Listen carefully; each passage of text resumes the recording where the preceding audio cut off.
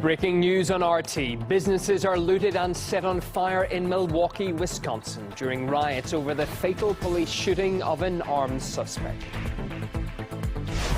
A man armed with a knife sets fire to a train in Switzerland, leaving 6 passengers injured, including a 6-year-old child. Well, in the stories that shaped the week, a former CIA deputy director says Russian soldiers should be killed in Syria. That's as a Cold War tactic to slam opponents gains momentum in the US presidential race. And also ahead, a cynical joke. The Russian Olympic Committee reacts to the suspension of the only Russian track and field athlete at the Rio Games after she was originally ruled eligible to compete.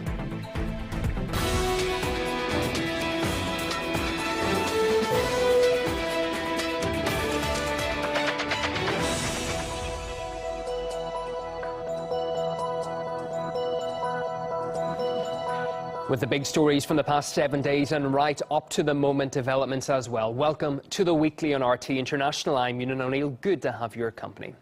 We begin with breaking news from the US. Chaos has broken out in Milwaukee, Wisconsin after a man was shot and killed in a police chase. Rioters have set fire to several vehicles, a gas station and other businesses in the area, and we have reports of looting taking place as well. Black power! Black power! Black power! Black power! Black power! Black power!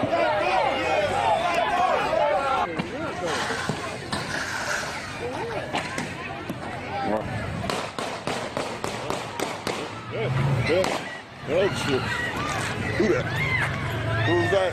The Milwaukee Police Department issued a statement on Twitter saying that the fire department is unable to put out a blaze engulfing a gas station due to sporadic shooting at the site. They also wrote a post saying an officer is in hospital after being hit in the head by a brick. At least 3 arrests were made when police dispersed the crowd.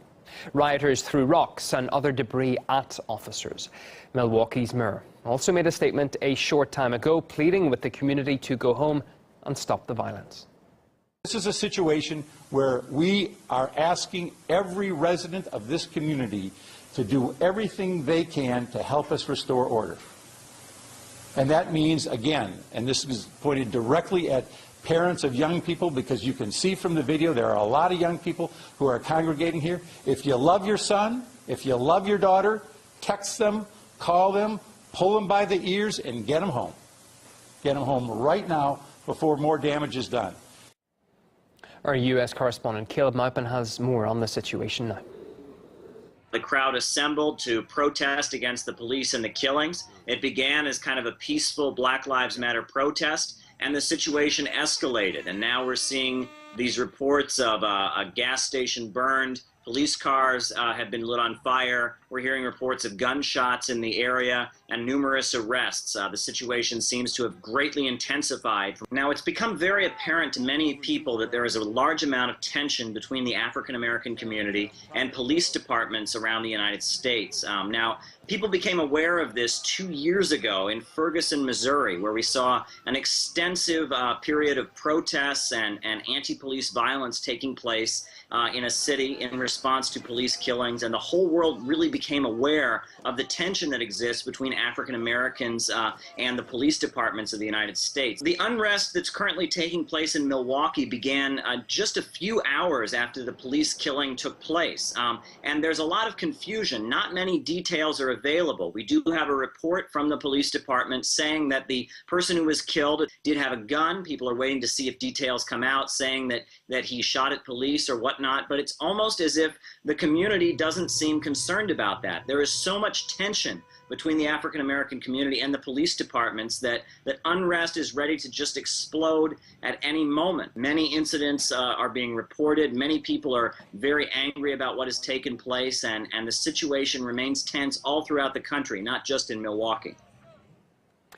Well, since the riot began, the hashtag Milwaukee Uprising has erupted on social media, with people both condemning and praising the actions of the protesters.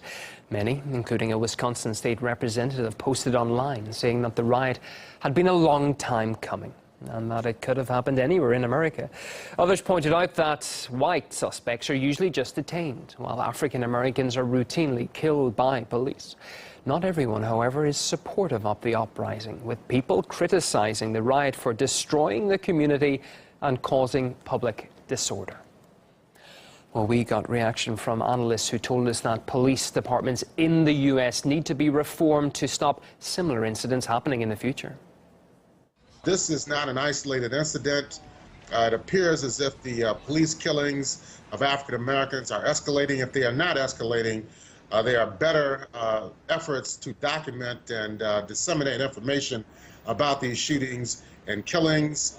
And I think that overall, the African American community has exercised extreme restraint in light of these types of provocations that take place on a daily basis. Last year in the United States, there were over 1,000 killings by the police of civilians. A large proportion of those killings were carried out against African Americans. So it's not surprising to see particularly youth rising up in rebellion against these acts of police brutality.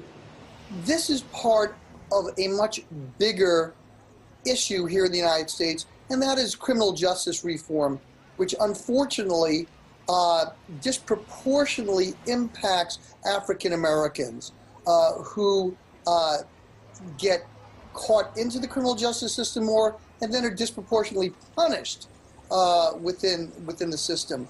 What we need to do in the United States is work with communities, diverse communities, and also train law enforcement better with respect to situations where there is a potential for danger.